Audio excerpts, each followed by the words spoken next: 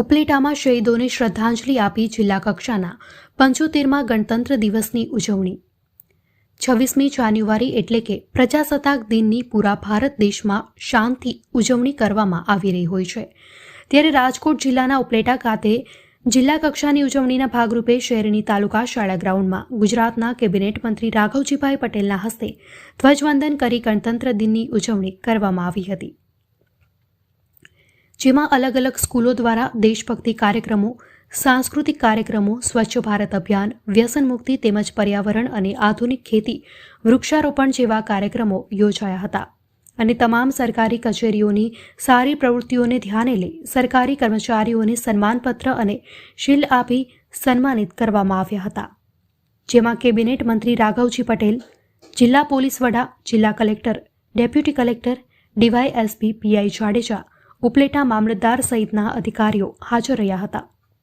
કાર્યક્રમ બાદ ભારત દેશ માટે જે વીર સપૂતોએ શહીદી વહોરી દીધી હતી તેવા દેશના તમામ શહીદોને શ્રદ્ધાંજલિ આપવામાં આવી હતી.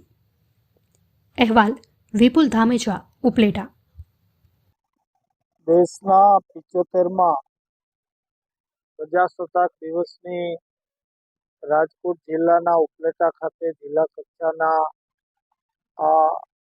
ઉજવણી કાર્યક્રમમાં ખૂબ સુંદર રીતે ઉજવણીનું આયોજન થયેલ. આજે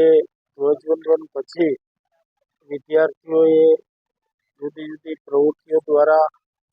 સરકારી ખાતાના વિવિધ સ્ટોલો દ્વારા, સાંસ્કૃતિક પ્રવૃત્તિઓ દ્વારા અનેકવિધ પ્રવૃત્તિઓની સાથે સાથે જે સરકારી કર્મચારીઓએ પોતાની કામગીરી સારી રીતે શ્રેષ્ઠ રીતે બજાવી છે એવાઓને પ્રમાણપત્રો આપવા સહિતની ઘણી બધી કાર્યવાહી આ ઉજવણી દરમિયાન કરવામાં આવી છે. શું કહેશો, આવનાર લોકસભાની ચૂંટણીની અંદરમાં કઈ રીતના ભારતીય જનતા પાર્ટી? આપ બધા જાણો છો એમ ગુજરાતમાં છેલ્લી 2 ચૂંટણીઓથી આ લોકસભામાં તમામ બેઠકો ભારતીય જનતા પાર્ટીને નરેન્દ્રભાઈ મોદીના નેતૃત્વ હેઠળ મળી રહી છે. આ વખતે અમારા પ્રદેશ પ્રમુખ શ્રી આર પાટીલ સાહેબે એક નવું લક્ષ્યાંક અમને આપ્યું છે કે આપણે ચૂંટણીઓ તો તમામ બેઠકો ઉપર જીતી છે, પણ જે રીતે આપણે વિધાનસભામાં વિજય મેળવો એ પછી હવે આપણું નવું લક્ષ્યાંક છે કે તમામ એટલે કે 26 બેઠકો ઉપર 5 લાખથી વધુની લીડ સાથે આપણો ઉમેદવાર જીતે અને સામેવાળા ઉમેદવારની ડિપોઝિટ જાય એ રીતે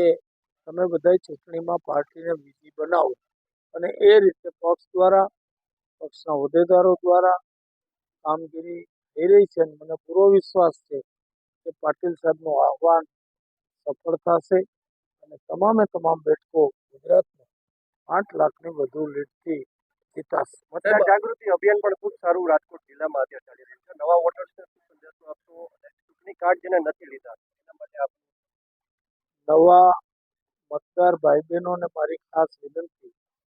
કે લોકશાહીમાં તમારી પાસે મોટામાં મોટું હથિયાર મત છે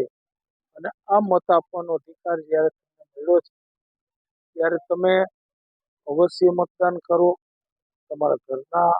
લોકોને પણ મતદાન કરો અને આ રીતે આપણે લોકશાહી બચાવવાના કામમાં જ્યારે તમને આ પ્રથમ વખત તક મળી છે એનો સદુપયોગ કરો. સાહેબ, જે લાસ્ટ સમયની અંદરમાં ભાવ